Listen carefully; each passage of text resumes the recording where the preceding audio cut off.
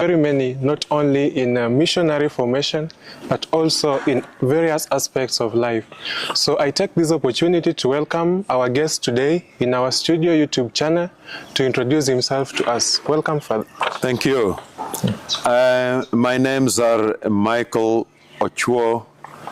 I am a Mill Hill missionary.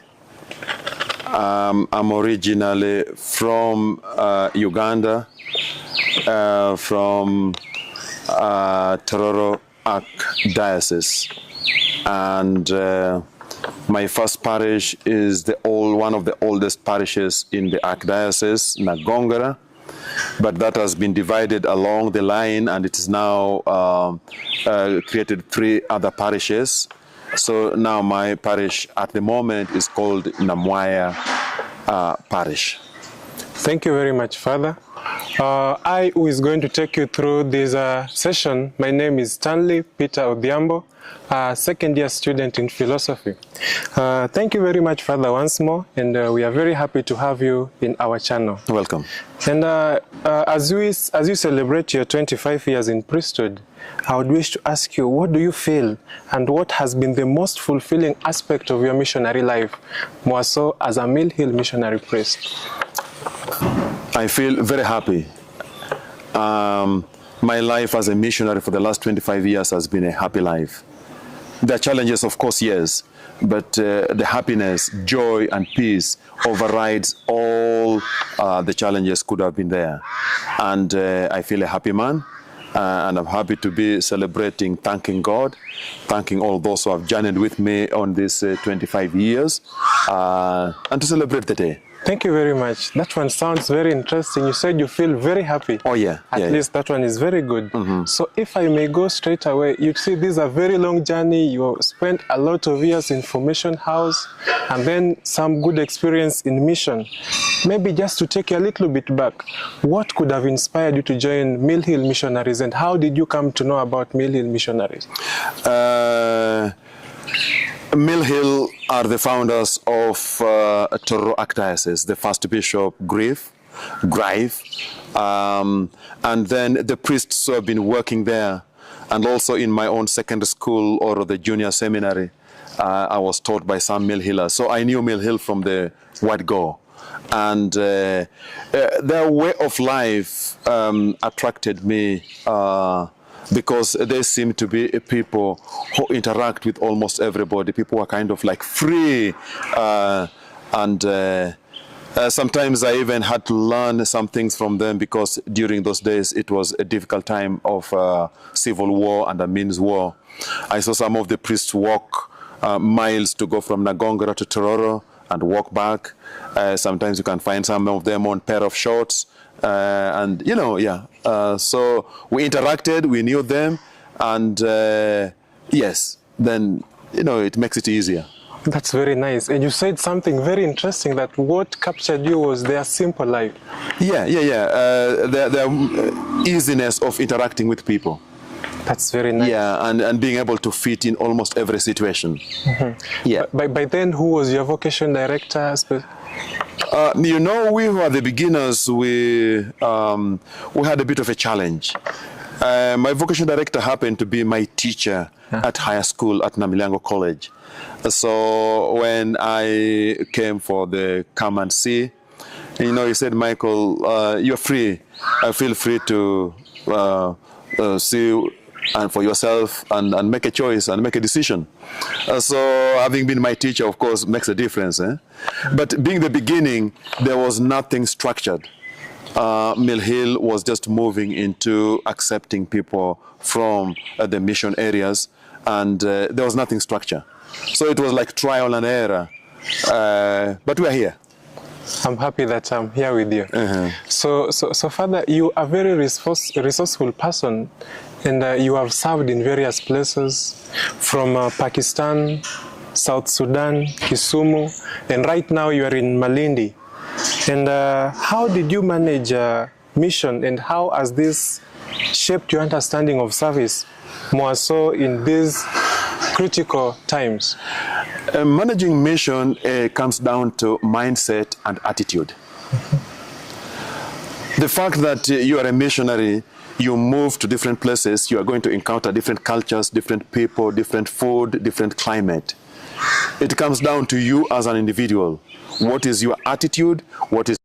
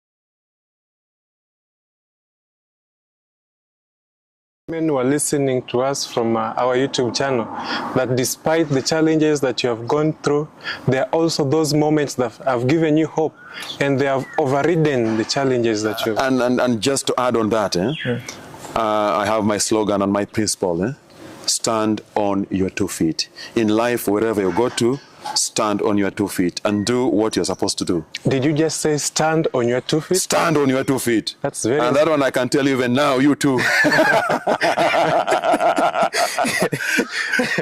Because in life, there is nothing easy. Whether it is being a missionary, whether working in an office of the government, or working for a company, or for NGO, work is supposed to be done. Something is supposed to be done. So you have to participate. If you don't participate, if you're standing as if, oh yeah, I'm there and I'm not there, life will be very difficult. But if you say, I'm there and I'm ready to go, life is going to be easy. Thank you very much. Father, you are somebody who loves environment. You really love nature. And if I may ask, how have you incorporated this in your missionary zeal?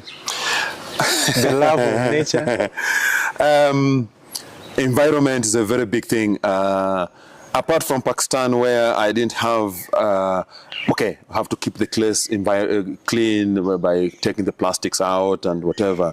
But to create the greenery, like when I was in Kisumu, I planted quite a lot of trees there, some of which are standing up to today, giving people shade, greening the environment. And now in Malindi, we have what we call smart agriculture. Smart agriculture. Yes, so we have bananas. You can think that you are in Uganda and in Buganda where people eat bananas, but we're doing it there. We have pawpaws, we have avocado, we have sugarcane. So the place is green, and the place is inviting. We have our chicken there. To herd us, with a bit of whatever. But yes, we plant trees to keep the environment, and we keep the environment clean so that we too can be healthy. And that has been my passion. And even at home we have a big forest which over the years were planted in a way of carbon sinks, in a way of keeping the environment clean and trying to fight the global warming. So yeah, that has been, and I'm still doing it, and wherever I'll be doing that. So you have been the pioneer in all this. Apart from Malindi, when you're in Pakistan, when you're in South Sudan, you are taking the lead. Well, taking the lead in my own context and circles. Sure. There's some people take the lead by joining different organizations, whatever. I didn't do that, but wherever I lived, I ensured that we made it clean. And if you look even here, where we are sitting today, we were the beginners here. This grass were the ones who planted. A lot of the trees which you see around here were the ones who planted. Some have been, of course, mature and been cut, and others have been planted. So, and over there we have been having gardens where we plant a lot of things. So it is something which we do, and growing up in an African Ugandan homestead, environment is part of what we have to live with and we have to maintain, and yeah.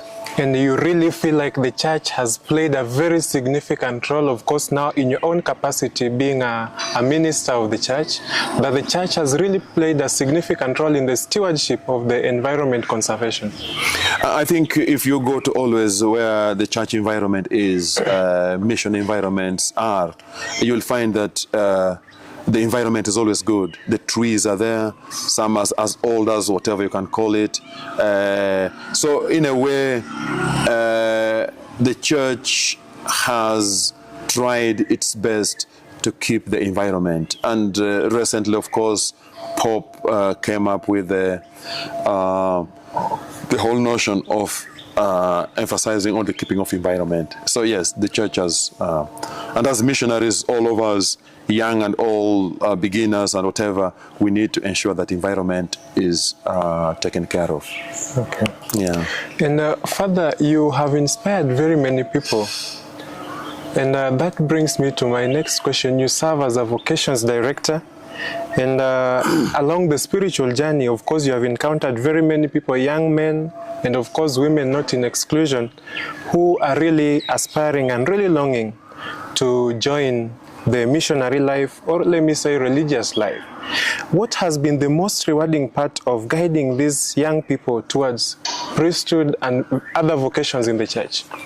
The rewarding thing is to see the number of those who eventually became missionaries. Because during my time of vocation promotion, if I look back now, I have about nearly 20 missionaries. Now, those missionaries have gone out to work, and wherever they have gone out to work, they are stable, they are focused, which means that, they say a good teacher is known as a good teacher when the students pass exams. So if they are able to pass exams and be solid missionaries, then I could probably say, I'm not blowing my own horse, but maybe I was a good teacher.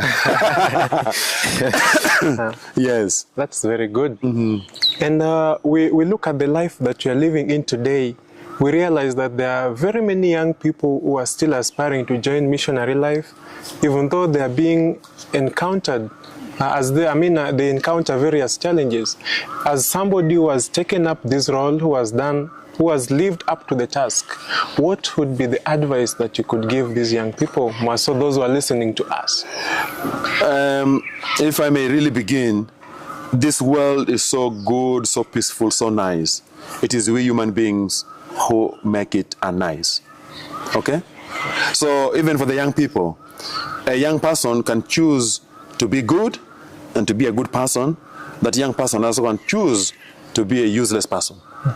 Right? Yes. Now, for me, my word to the young people who want to become missionaries, and not only missionaries, any career in life, is to be able to have an attitude and a mindset that is broad.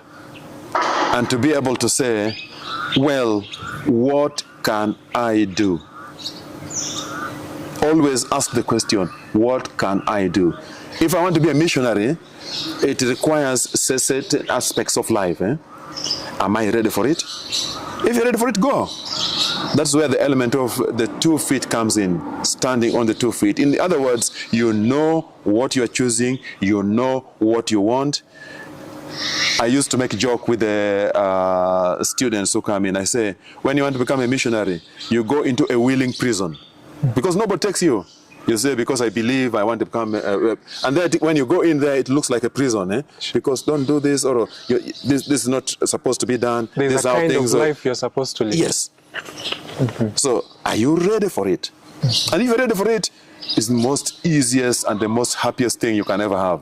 But if you're not, you see, I don't know what, then that's where the problem comes in.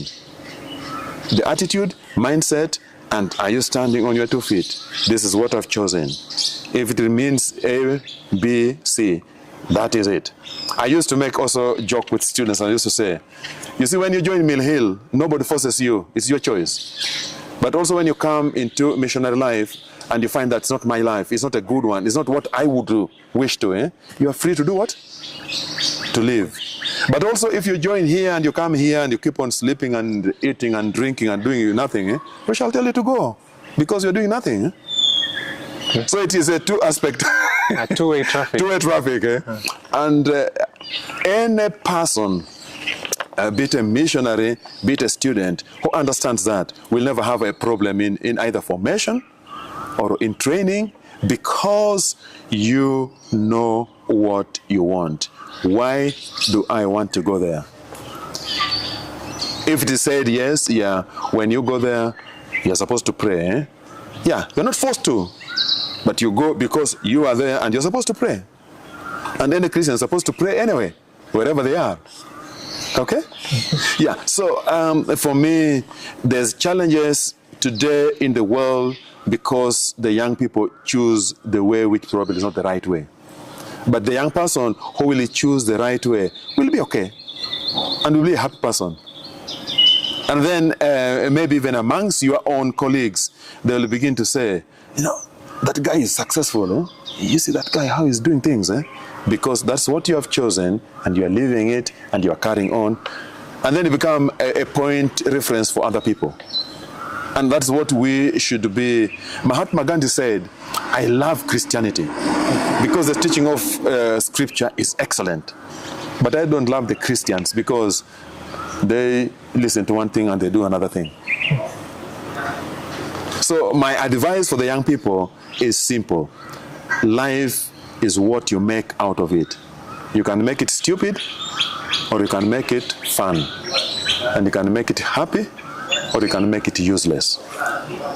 And like if you come to the formation house in Jinja, you as a student ask yourself the question, why am I here?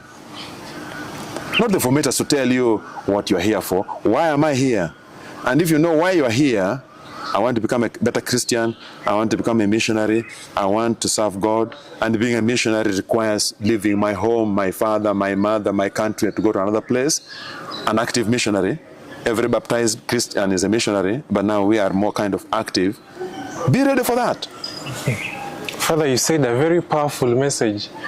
You have to ask yourself, why am I here? Yeah. And finally, back to your slogan, you have to stand on your feet after answering that question. That is very important. And if you do it, life will be so easy. You actually, some of the students who are now missionaries, when they meet me, they tell me, thank you for telling us to stand on our 2 feet. Because we're standing on 2 feet now. Otherwise, we would have been standing on 1 foot and were swept away by the wind. Thank you very much.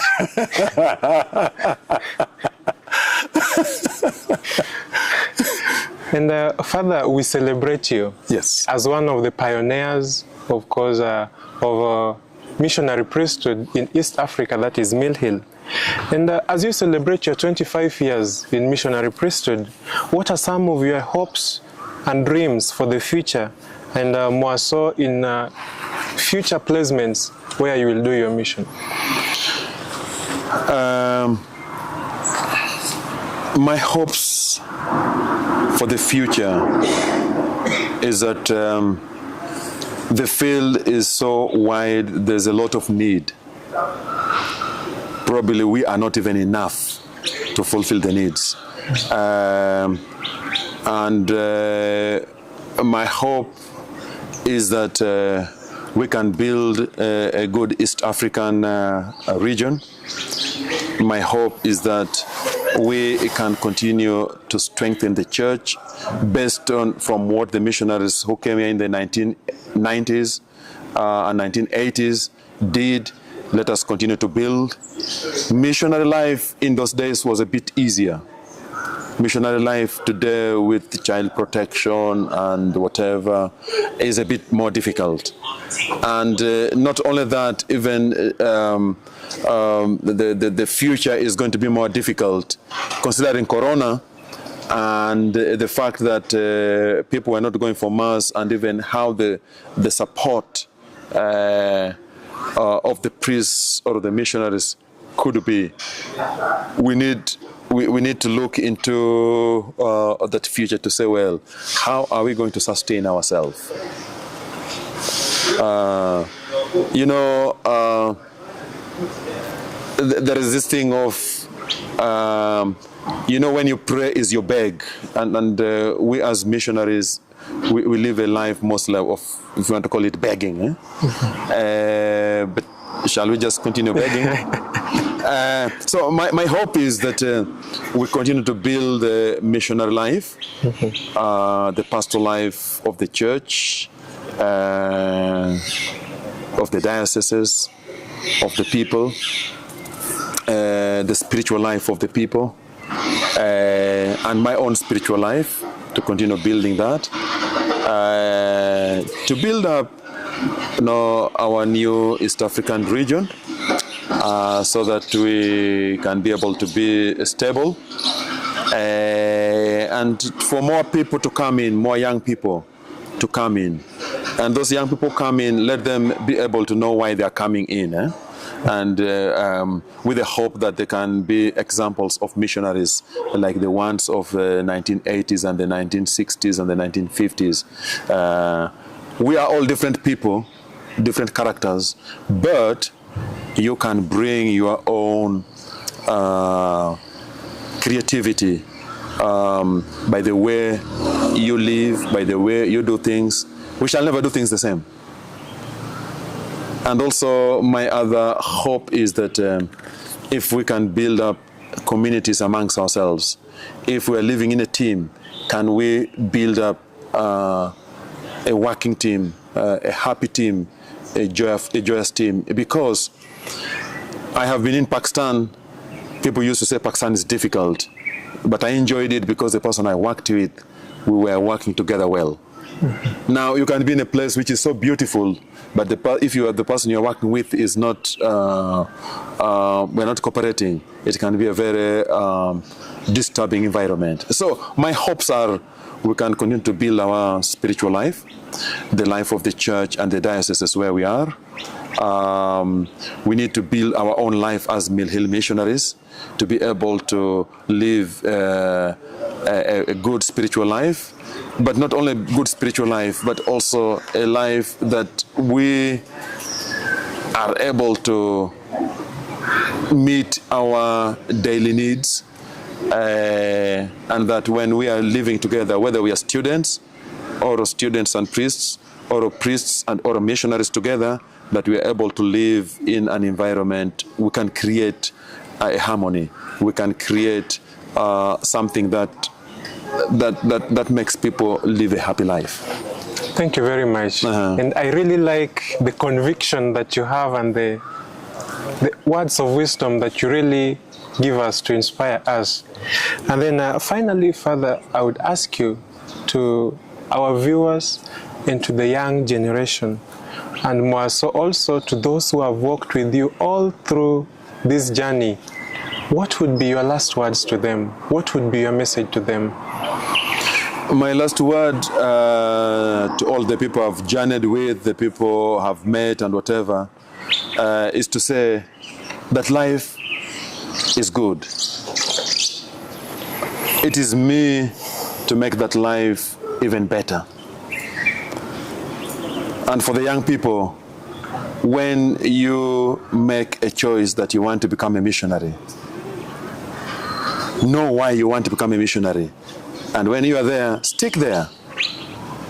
And if you choose otherwise, it's also okay. But at least if you know what you want. So generally, I would say life is good. Life can be joyous and happy. But it is me, it is us to make it. And anything in life, be it missionary life, be it life of work and whatever, what we need to do is to have a good attitude, mindset, and to be able to say, when I'm there, let me do what I'm supposed to do. And then the happiness comes. But if we have a lot of thoughts and questions and whatever, you'll never be happy. So my word to all of you is that 25 years has been a very happy year, very happy years for me. I've enjoyed my ministry, and I know that you also, if you become a missionary and you have a good mindset and a good attitude, you'll enjoy your ministry. And for the people who have supported me, my own family, my parents who are still alive, my brothers and sisters and friends, they've really made my life to move the way it has moved.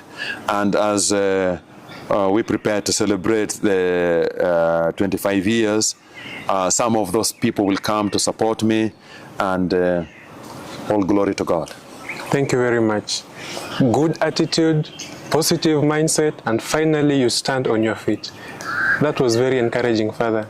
Thank you very much. And also to our dear esteemed viewers, thank you for staying tuned. And I would wish you subscribe into our channel, and you also share our videos to many other people. Thank you very much. Till we meet again. I was taking you through the session. My name is Stanley. Thank you very much. Thank you very much, and I wish you all the best. Thank you. And hope that you, even as a student, a time will come that you learn from the generals and the seniors. That can be a very good experience. Eh? Thank you very much. Thank you very Father. much. May too, God bless you. And you too. Thank you. Yeah. Thank you.